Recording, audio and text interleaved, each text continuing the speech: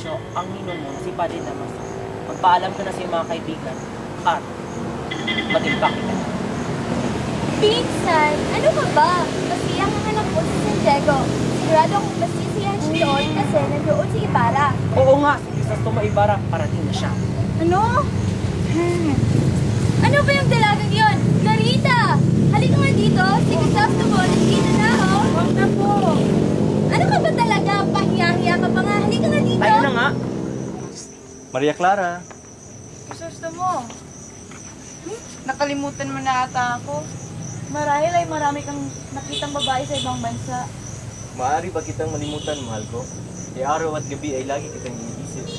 Ikaw talaga, hindi kita makalimutan. Sa katunayan ay naalala ko pa nung araw nung naglalaro pa tayo.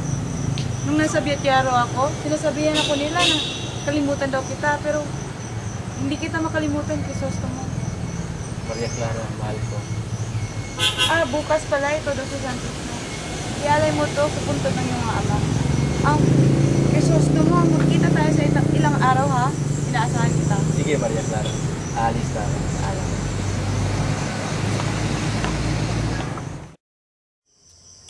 Ano ba to? Di ko na kayang baho. Oo nga, parang bagong libing pa yata to. Pero hindi yan makatatapat sa aking hinukay ng isang gabi. 20 araw palang patay, ipinahukay sa akin para ilipat sa simeteryo ng mga Chino. Ngunit umuulan at walang ilaw ng gabing yon. Kaya itinapon ko na lang sa ilog.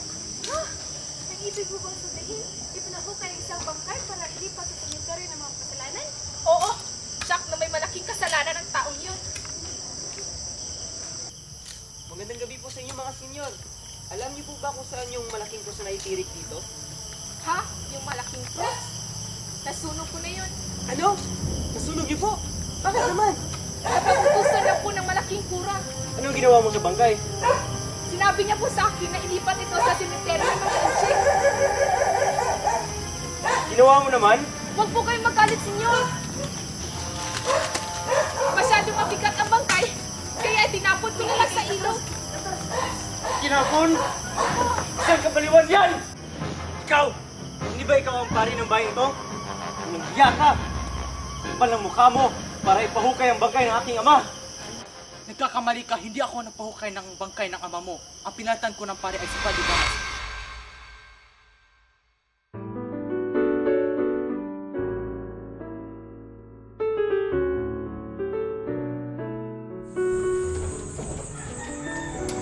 Magpahinga muna tayo, Crispin. Kuya, magkano ba ang sahod mo ngayong buwan? 2 piso, bakit ba? Kuya, nais kong bayaran mo ang sinasabi nilang ninakaw ko. Sira ka ba, Crispin? Di ba 32 pisong binibintang nila sa'yo? Kahit 1 taon ko pang pagtrabahuan yun, hindi ko mababayaran yun. Ngunit kuya, hindi ko talaga ako ang nagnakaw. Wala ko talaga akong ninakaw, kuya. Kapag nalaman to ng inay, tsak, magagalit yun. Natatakot ako, kuya. Tahan na, Crispin. Hindi naman maniniwala ang inay. Tahan na, huwag ka nang mawala na. Basilio! Tabi! Tabi! Mga tonto! Basilio, may utang ang 2 real. Hindi tama ang pagtutog mo sa kampana. Ikaw, Crispin. Isauli mo yung pera ni Nakabo! Ngunit hindi ho ako ang Huwag kang nagnakaw. magsinungaling! Huwag kang magsinungaling! Kuya, tulungan mo ako! Matagal po namin hindi nakikita ang inay. Pagbigyan niyo po kami. Wala akong pakialam! Kuya! Iwan mo siya! Crispin! Kuya! Sisa! Sisa, nasaan ka? Sisa! Sisa, nasaan ka? Marahil gutom na ang mga anak ko. Hindi mo sila hayaang magutom, kaya maghahanda ako ng masarap na pagkain.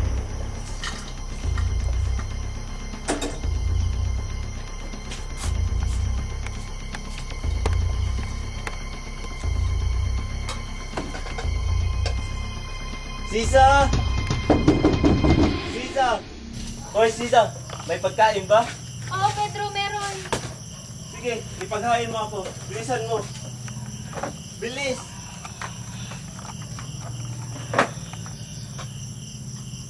Huwag mong pagalan. Bilisan mo. Teka, Teka, wala na natira? Paano ng mga anak mo? Bakit? May reklamo ka? Wala.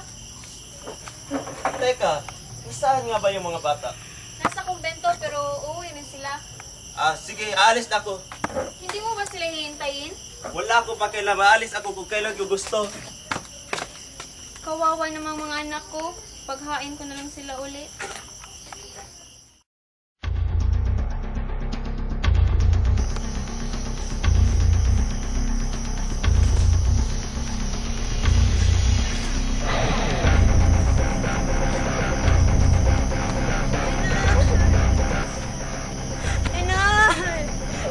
Inay! Hindi pa po ba kayo, Inay? Basilio, anak ko! Anong nangyari sa iyo? Bakit ka umiiyak? Bakit ka sugatan? Tumakas po ako sa kumbento, Inay. Takot na po ako at si Crispin po. Bakit? Anong nangyari kay Christine? Nasaan siya? Hindi po siya makauwi. Kasi pinagbintangan siyang nagnakaw. Ano? Inakusahan ang anak kong si Crispin? Dahil lang ba sa mahirap lang tayo, kailangan na tayong magdusa? Inay, Bakit, Basilio? Gutom ka na ba? Heto ang kanin at tawilis. Kumain ka, anak ko.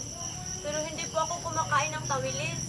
Alam ko, anak, pero naghanda ako ng ibang ulam kanina. Pero dumating ang iyong ama.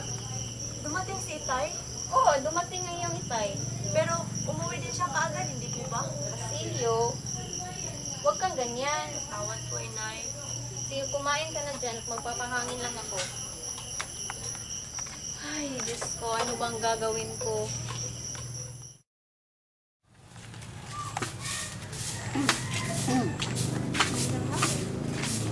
Teka. Para saan yan, Ale? Para sa kura, nais ko sana siyang makausap. May sakit ang kura ngayon. Tungkol saan ba ito? Hindi pa kasi umuwi ang anak ko si Crispin. Ikaw ang ina ng mga magnanakaw? Abay, matapos magnakaw ng bata niyo ay tumakas dito. Natusan pa nga ako ng kura na pumunta sa kwartel at nagsuklong. Sa katunayan ay papunta na nga mga kwartel sibil sa iyong tahanan upang dakpin ang mga magnanakaw mong anak. Ano? Hindi yan totoo. Hindi magnanakaw ang anak ko. Anong hindi totoo? Hoy! Ina ng mga magnanakaw! Huwag mong iyakan ng mga anak mo dahil nagmana sila sa kanilang ama! Hindi yan totoo. Isusubok kita! Dakpin siya! Ano ba naman to? Iniwan pa? Baliw talaga. Teka, ikaw ba si Sisa ina ng magnanakaw? Opo, ako nga si Sisa. Pero hindi po magnanakaw ang mga anak ko. Huwag mo nang ipagkaila kung ayaw mong lumala pang sitwasyon. Sabihin mo kung saan mo tinago si Crispin. Senyor, ilang araw ko nung hindi nakikita si Crispin.